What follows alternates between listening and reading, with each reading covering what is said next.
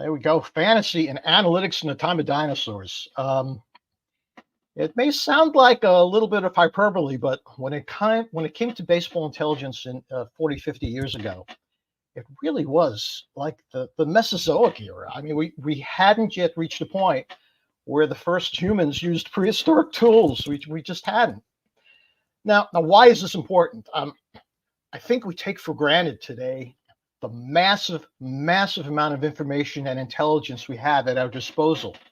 And I think it's fascinating to see how we got to this place. There are a few of us still active in the industry who were around at the beginning or close to the beginning.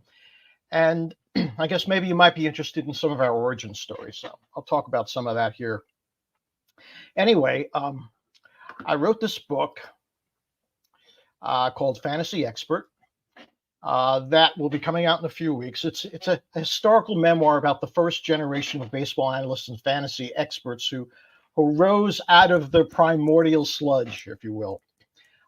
You can find out more information about it at these links here. It's being published by Triumph Books, which also distributes My Baseball Forecaster. Now, like Nick mentioned, one of the prizes here at PitchCon is an autographed copy of this book. But I'm going to add an additional 3 autographed copies of the pre-release paperback. Now, this was a special run last fall for the attendees of First Pitch Arizona, and I have just a few left. It's also a special collector's item because of an error that appears on the last page that's since been corrected. Let's just say that version was finalized a few weeks before the Wander Franco news hit last summer, and I've since fixed that. But this pre-release version I call it the Wander Franco edition, and I'm offering 3 more signed copies of that book. Just make sure you fill out the Google form if you would like a copy of that. Anyway, there's also this, which is a 77-page PDF of the outtakes that were in the original manuscript but had to be cut for space. This also includes photos and images that didn't make it into the book. As a part of what I'll be talking about now during this next hour, I'll read you some excerpts from both of these publications to tell parts of the story. But I wanted you to know about both these books. Anyway, let's get on with this. Before we even thought about advanced baseball analytics, there were some early progressive thinkers in the game, folks like Earnshaw Cook and to some extent Branch Rickey. They wrote about some interesting ideas regarding how the game should be played. In fact, Earnshaw Cook might have been considered an early sabermetrician.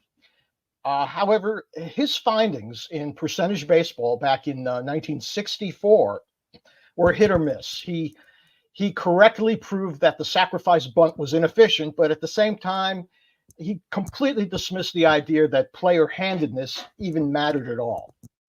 Now, Bill James, who I'll talk about in a minute, in his 1981 baseball abstract, talked about Cook, and he said that Cook knew everything about statistics and nothing about baseball. And for that reason, all of his answers were wrong. All of his methods were useless. Still, if there was anything that Earnshaw Cook did do, was to open us up to the idea that there was more to learn, even if there was no traction for his progressive ideas back in the 60s and 70s.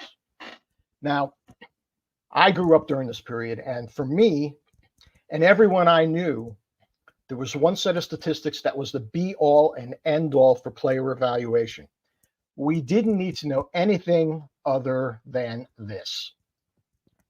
These were the numbers that appeared at the bottom of our TV screen when Tommy Agee came to bat or Tug McGraw came in to close out a game. Yes, I was a Mets fan. Look at how that screen was back then. There really wasn't even room for much else to put on the screen. But you don't know what you don't know, right? So this was everything. It was all that we needed. It's also no surprise that when rotisserie baseball was invented, these were essentially the categories used in the original 4x4 game.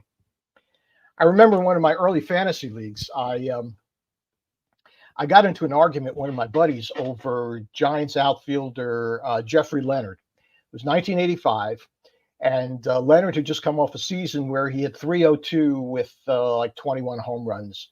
And my friend was all in on him for this draft. He wanted Jeffrey Leonard. I told him I had no interest. And he was like, what? What do you mean you have no interest? A 300 hitter. What more do you need to know? And, well, I said to him, he's never batted 300 before. He swings at freaking everything. So my buddy says, well, so what? I mean, he batted 300. It doesn't mean he won't hit 300 again.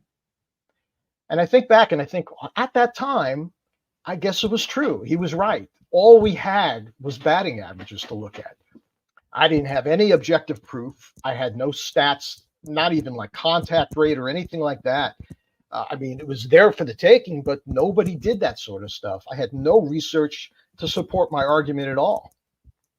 So all I had was my eyes and the sneaking suspicion that there was some truth to show me once great, but I need to see it again. Well, as it turned out, Jeffrey Leonard did not hit 300 that year. In fact, he never hit 300 again. But I was really just lucky back then. We really needed more than just these stats. But that was tough in the 1970s and 80s. Look at the challenges we faced when we were looking for information back then. I mean, there was no personal computers. I mean, think about that. Can you imagine?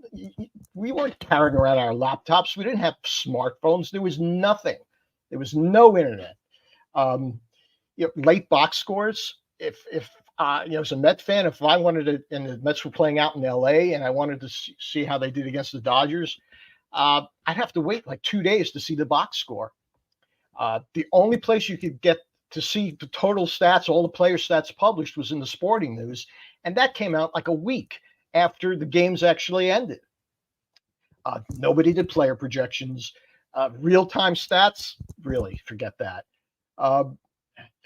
And really, when it came to calculating any type of analytical work, it was you took out your calculator. You took out this little guy here, and you were punching in the numbers, and you had a yellow pad. I mean, it might as well have been the time of dinosaurs, really. And it wasn't much better in the 1980s. I mean, we had the first personal computers back then. My very first PC was a Commodore 64, which slogged along at the pace of a dead snail. It was just, back then it was impossibly slow to get anything done. Still no internet, but we're starting to see signs of some electronic distribution. There were bulletin board services. You could dial in, if you could connect the modem up to your computer and connect it to the phone line, and you could dial in and get some basic information out, all just textual information, basically.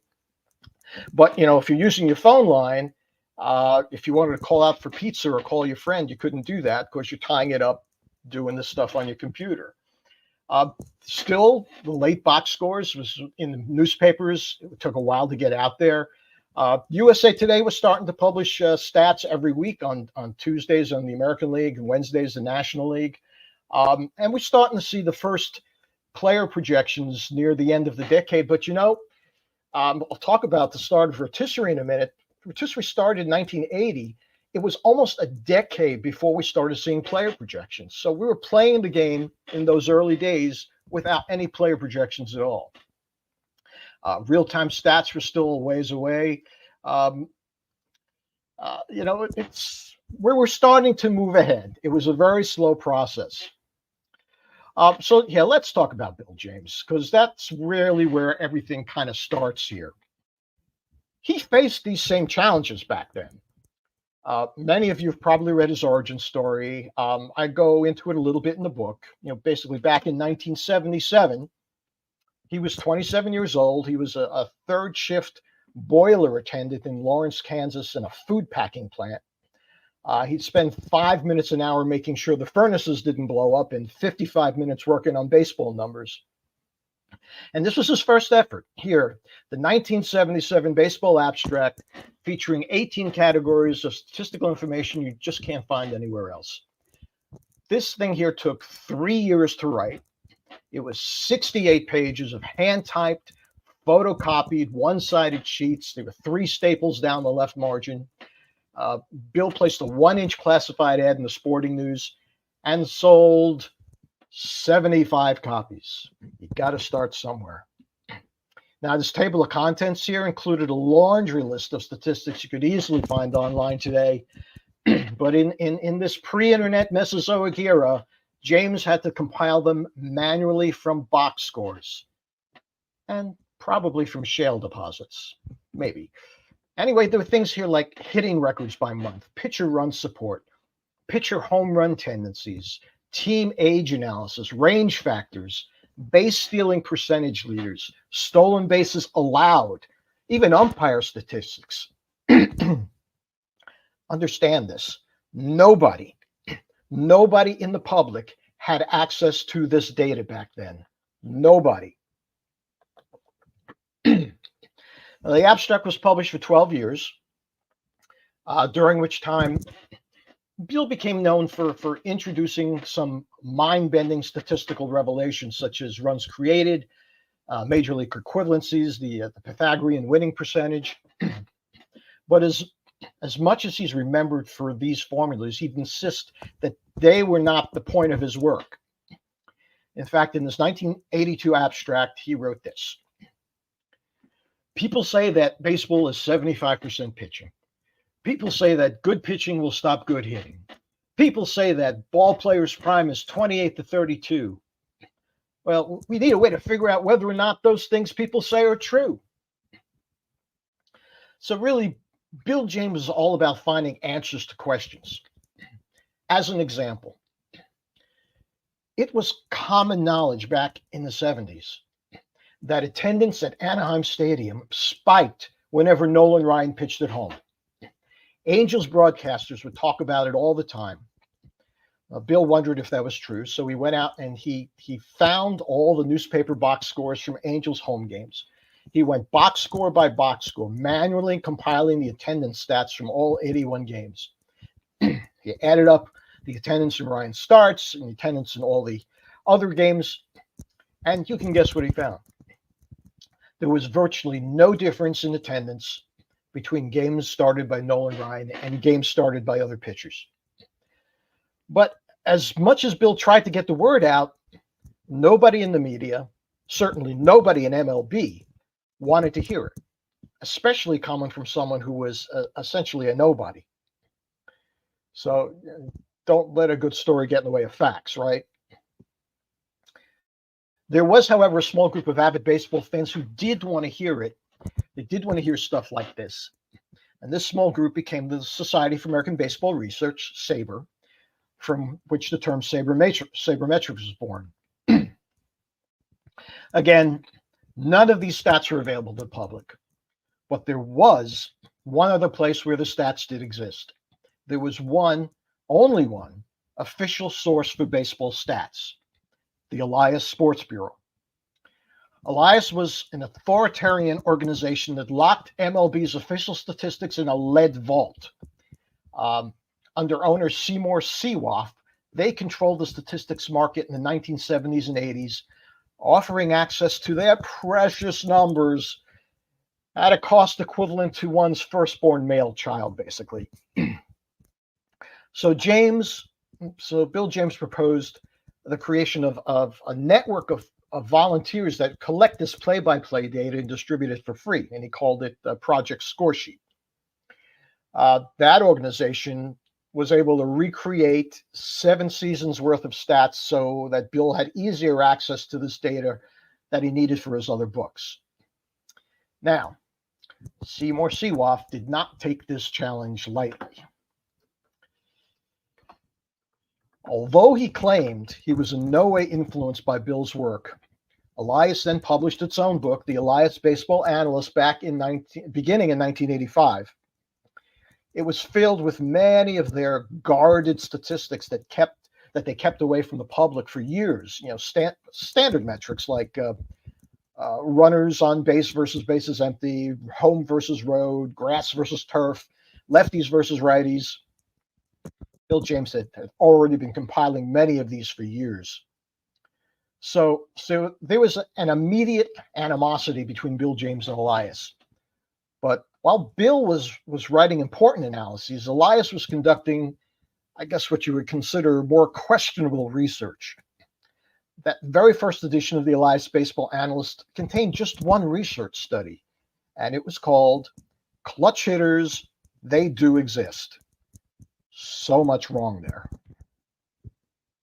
Now, one blogger described the relationship this way. He wrote, Elias wrote up their stupid articles in a preening, self-congratulatory manner, as if they believed that what they were doing put the hammer on Bill James. There was this take that Bill James attitude throughout.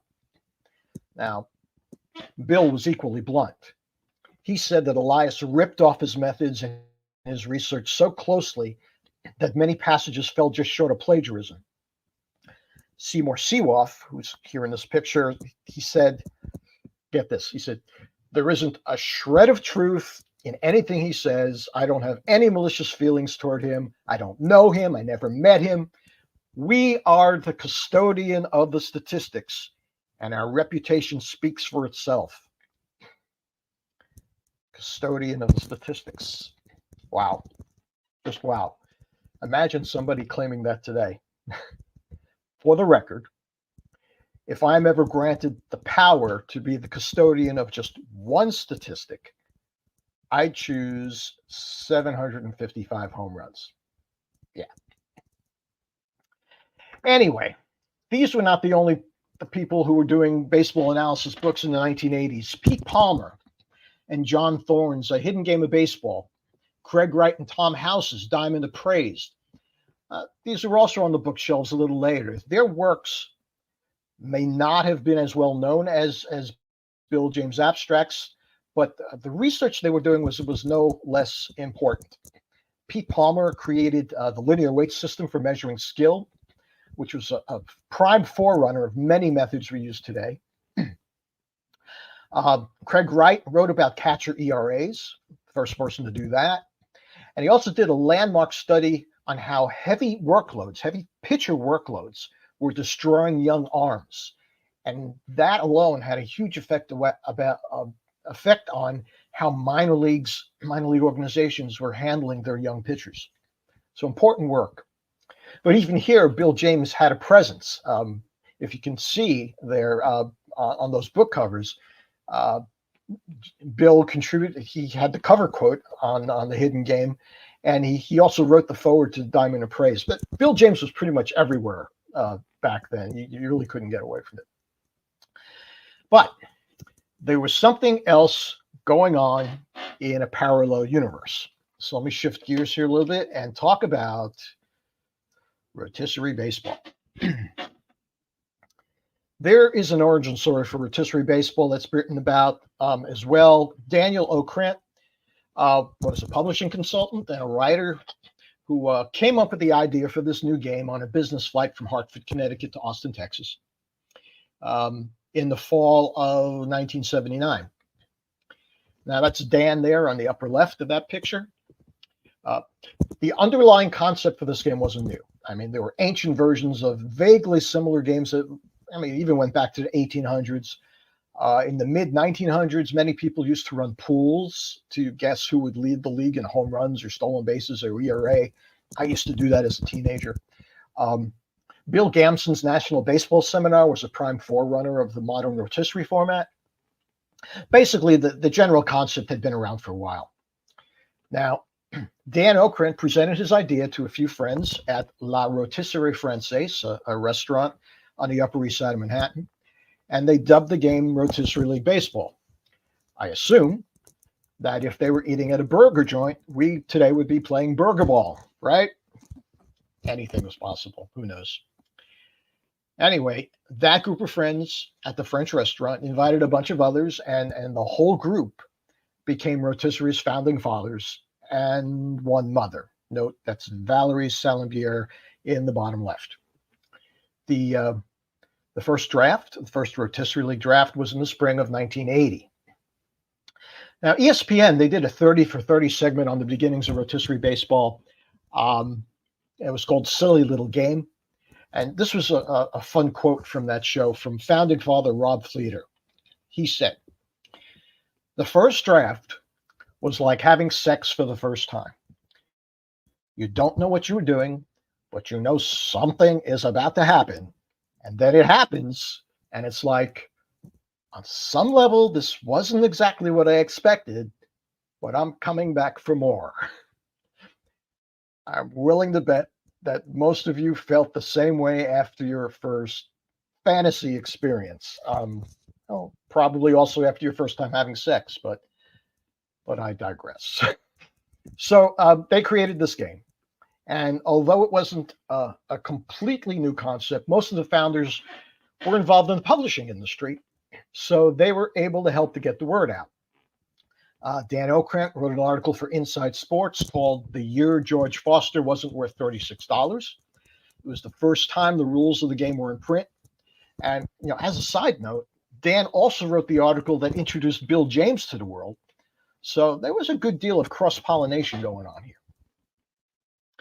This little green book came out a few years later. Glenn Wagner wrote most of it in an engaging style that drew people in. You think about it, the rules of rotisserie are very dry and they're kind of boring. But in order to just generate so much interest, the way that Glenn Wagner wrote it was just incredibly engaging. And that was really important towards its success, I think. The book, it lit a fire under the game format itself. And basically, it made rotisserie the first commercially viable form of fantasy baseball. Now, beginning in the late 1980s, more and more authors started writing about the game. Let's start here from the bottom right. Pete Gollenbach, his book, How to Win at Rotisserie Baseball. He was the first author to write a book about rotisserie strategy. It was the first non-rotisserie league baseball book that was written. To the left of that, Alex Patton's Fantasy Baseball Price Guide. He was the first to calculate precise dollar values for rotisserie. I mean, up until that point, that came out in '89. Think about it. From 1980 to '89, we did not know what players are worth. You could spend and bid anything on any player. There was no relationship between performance and dollar values. I would imagine that there were no ADPs back then as well. I mean, it was just, you just kind of decided what you were going to pay for the players. At the top, let's see, top left there, John Benson's Rotisserie Baseball Analyst. He started writing this book in 1989, and by the mid-90s, Benson was one of the most prolific fantasy writers in the industry. And at the top right, Steve Mann's Baseball Superstats. Steve was involved in salary arbitration work in MLB, and his book was more of a baseball abstract offspring. But the second edition of his book was called The Man Mallon Fantasy Baseball Guide, so you know what direction he took. All of these books helped to grow the industry, but there were challenges. Here's where it kind of gets interesting. You had fantasy leaguers, you had baseball analysts. Today, most of us wear both hats and work well together. I mean, heck, just look at this event. But in the 1980s, that was not the case. A chasm developed, and much of it started with the actions of one man, Pete Rose. When Pete Rose was permanently banned from baseball in the August of 1989, it put MLB on high alert for anything related to gambling. And that put fantasy baseball squarely in its crosshairs. Now, MLB didn't know for sure whether fantasy was gambling, but it sure smelled like it. So anything that had even the slightest whiff of gambling was considered toxic. Once MLB started asking questions, the law started putting its eye on us as well. Now, there's a story from my book's outtakes that I'd like to share here because it's crazy and fascinating. I'll just give you the abridged version, though. There's this guy, Randy Bramos. He was a lieutenant in the North Lauderdale Fire Department in Florida. Despite being competent, he had a spotted history. He had been suspended twice, he'd been reprimanded for various infractions, but his biggest transgression was that he ran a fantasy league. Higher-ups claimed that he was spending time running the league while on duty, so he was suspended without pay for 60 days and then eventually lost his job. The state attorney's office started investigating him on suspicion of illegal gambling.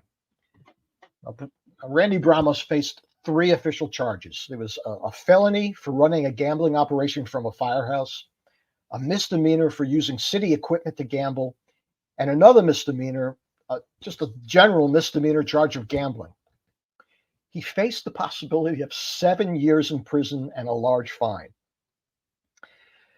I live in Florida now, and I tell you, this rings so true.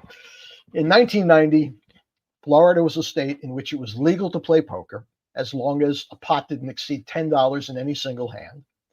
Golf and bowling tournaments with cash prizes were legal, as were dog racing, horse racing, and jai alai. And Florida ran the country's largest state-sponsored lottery. So it was crazy odd that Bramos would get nailed for a pursuit that cost its participants about $10 a week. However, the Florida Attorney General issued an opinion that playing fantasy baseball was a direct violation of Florida's gambling laws.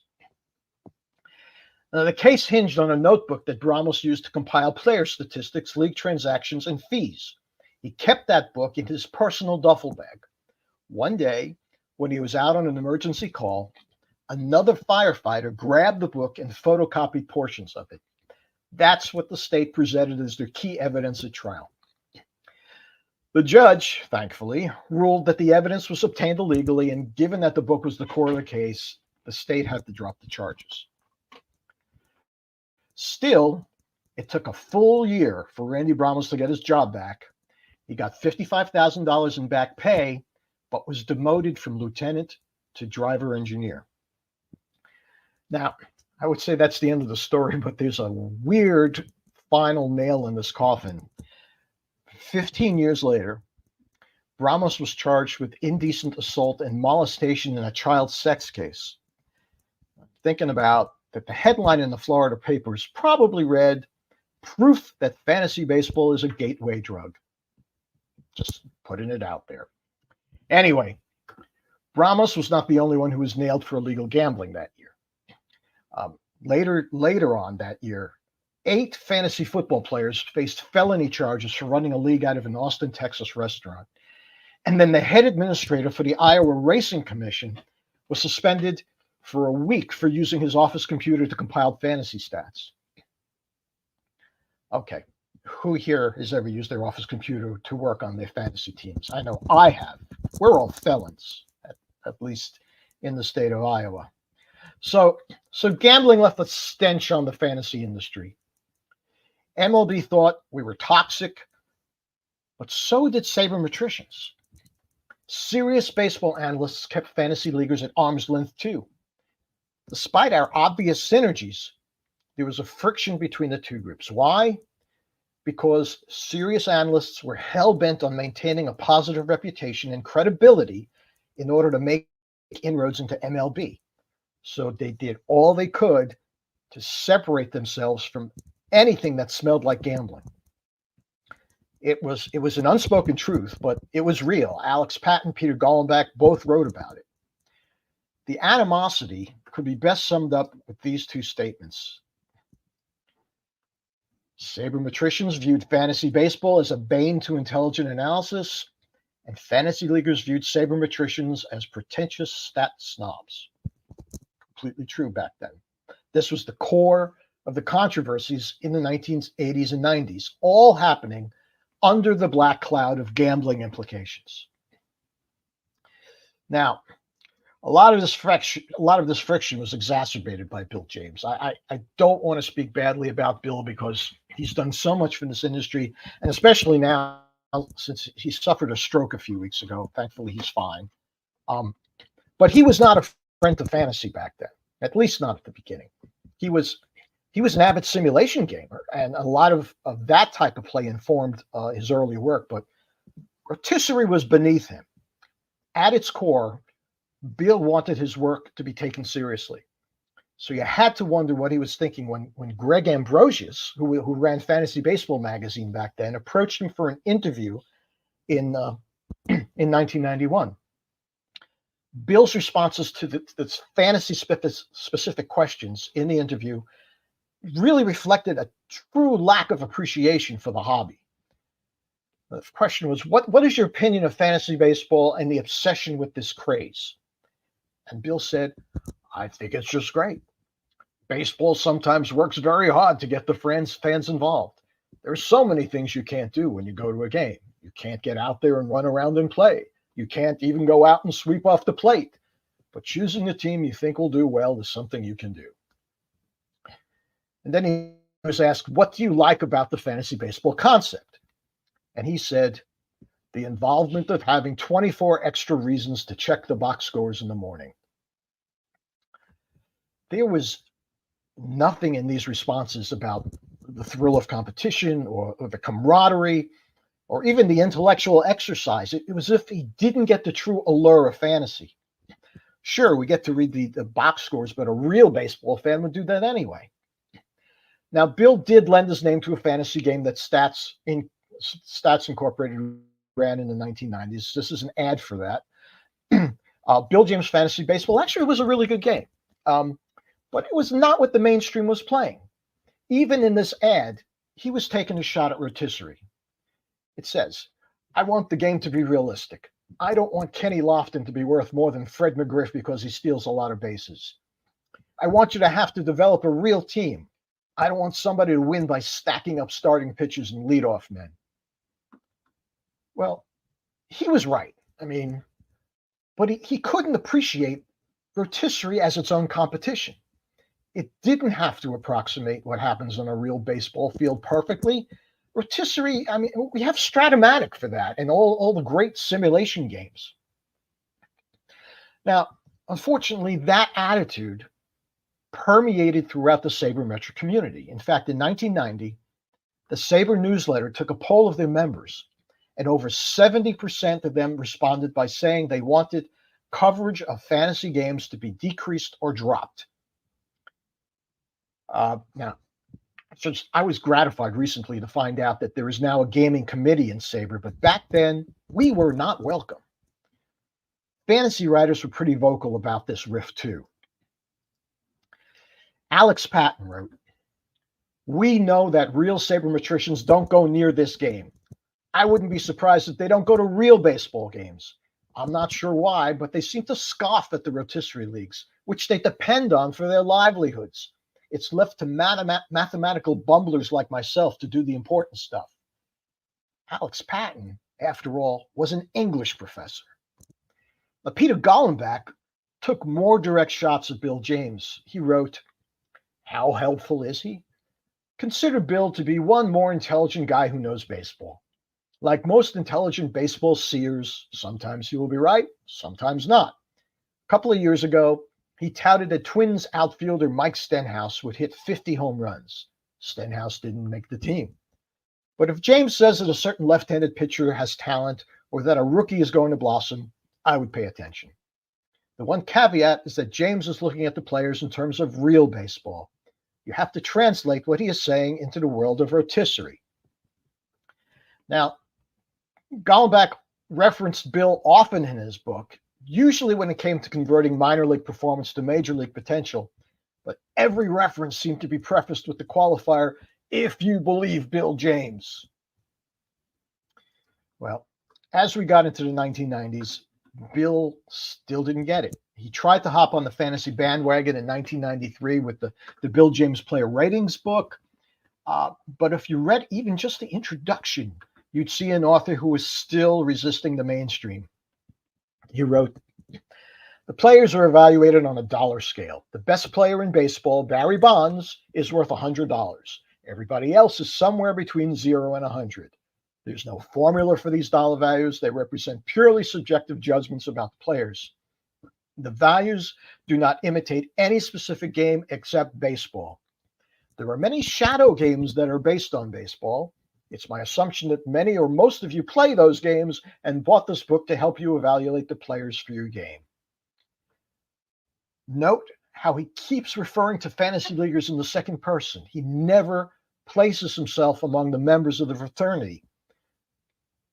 Even though the rotisserie standard was $260 budget and player values were precisely calculated, he opted for a $100 budget with subjective values. His disdain was further reflected later in the introduction. He wrote, "The problem is that each of these games focuses on baseball through its own peculiar lens, and each one distorts the game in one way or another. What game should I evaluate? There is only one answer to this. The sum of all other images of the game of baseball must be the original game." The fact that Bill James viewed fantasy baseball as a distortion, no surprise. But it was bad marketing. Honestly, it was a good book. It was a good book. Rob Nair wrote all the player capsules, but the dollar values were worthless. So we have this chasm. Let's sum it up like this. We're close, but not quite there, and surrounded by all this gambling aura. It's kind of the way it was back then. But this is where my story comes in. I stumbled into this mess in 1986. My first few baseball forecaster books were mostly sabermetric compilations of progressive metrics that others had written about, plus some of my own. I was also an avid fantasy leaguer. I've been playing since 1984. In fact, you'll read about how my first fantasy experience was a fantasy hockey league. But it was clear to me that these new statistics could help win my leagues. I was working in the publishing industry at the time. I was doing forecasting in marketing department and realized that I could port over those forecasting tools to baseball stats. Honestly, I had no interest in finding a way into major league organization. And while I was a member of SABR, I also found many of those folks to be a bit pretentious. I just saw all this analytical work as a way to win my leagues, period. So the Baseball Forecaster evolved from a sabermetric publication into a weird hybrid of analytics and fantasy, which in many ways left me outside of both clubs. But there was something in these advanced metrics that clearly worked. And in the mid-1990s, most fantasy leaguers still had no idea because their world was just home runs, batting average, ERA. So my first personal major revelation came with this player, Denny Nagel. Basically an undraftable pitcher on the Pirates back then. Nobody was looking at him. His ERA over 5 was a non-starter. You don't even open a bid of one, something like this. You just couldn't draft him. But by that time, I was looking at walk rates, strikeout rates, and strikeout to walk ratios. So I wrote a glowing recommendation in the Forecaster. Of course, people thought I was completely freaking nuts. Until this. I knew nothing about his pitch mix or his spin rate. Clearly, it looked like he had become a different pitcher with that drop in his strikeout rate. Went from a thrower to a pitcher. But the trends in his support metrics were still revealing. Now, several years later, in the first Tout Wars draft, I was faced with a similar set of stats. These were even better than what Nagel had put up in his early career. Excellent control, increasing dominance, nice trends. And so I was not too disappointed when my $1 bid near the end of the NL draft landed me $23 worth of profit on Jose Lima. Lima, of course, is the namesake of the low investment mound aces, the Lima plan. And that's when things exploded for me in 1998. Now, all of this was an effort to look beyond the surface stats and try to get an edge in my leagues. But looking back, it was such rudimentary stuff. Anyway, I want to wrap up with a little exercise that I presented at First Pitch Arizona back in 1996. We're going to have, I'm going to look at several players, and unfortunately, this can't be totally interactive, so I'll just tell you how things ran during this session back in 96.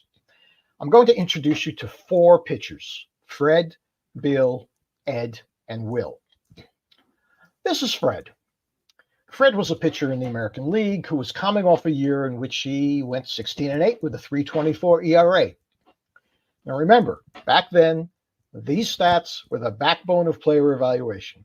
We didn't look much at WHIP, and it was still a 4x4 game, so we didn't even look at strikeouts.